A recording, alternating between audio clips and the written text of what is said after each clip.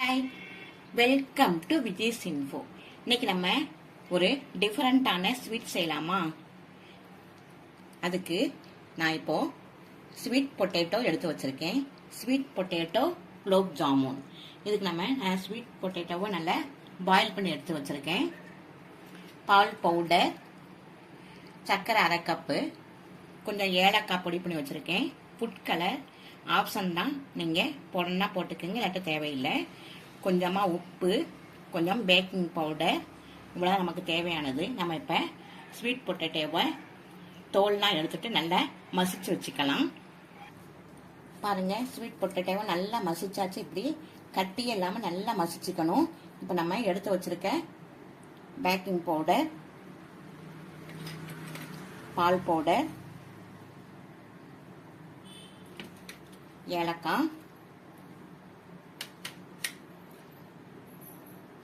கொஞ்சம் உப்பு இதெல்லாம் சேர்த்து நல்லா கெட்டியா பிசைஞ்சுக்கலாம். ரொம்ப கெட்டியா இருந்தால் கொஞ்சம் பால் விட்டுக்கலாம். நம்ம பால் பவுடரு, பேக்கிங் பவுடர் எல்லாம் போட்டு நல்லா பிசைஞ்சாச்சு. இது ஒரு 10 நிமிஷம் அப்படியே இருக்கட்டும். நம்ம அதுக்குள்ள நம்ம பாகு காய்ச்சிடலாம். இப்போ அரை கப்பு சர்க்கரை, அதுக்கு மூழ்கிற வரல தண்ணி ஊற்றிருக்கேன்.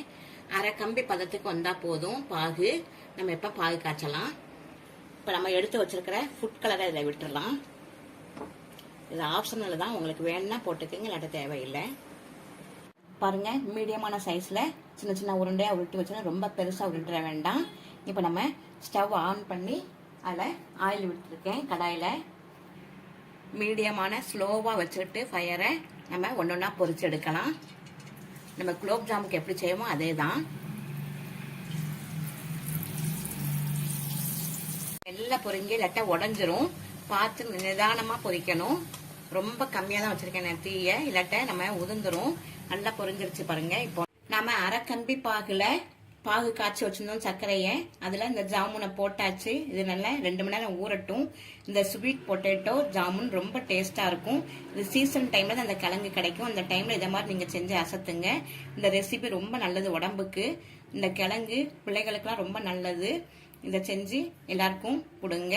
இந்த ரெசிபி உங்களுக்கு பிடிச்சிருந்ததுன்னா லைக் பண்ணுங்க, ஷேர் பண்ணுங்க, சப்ஸ்கிரைப் பண்ணுங்க, பெல் ஐகானை தட்டி விடுங்க. மற்றும் ஒரு நல்ல ரெசிபியுடன் உங்களை சந்திக்கிறேன். பாய்.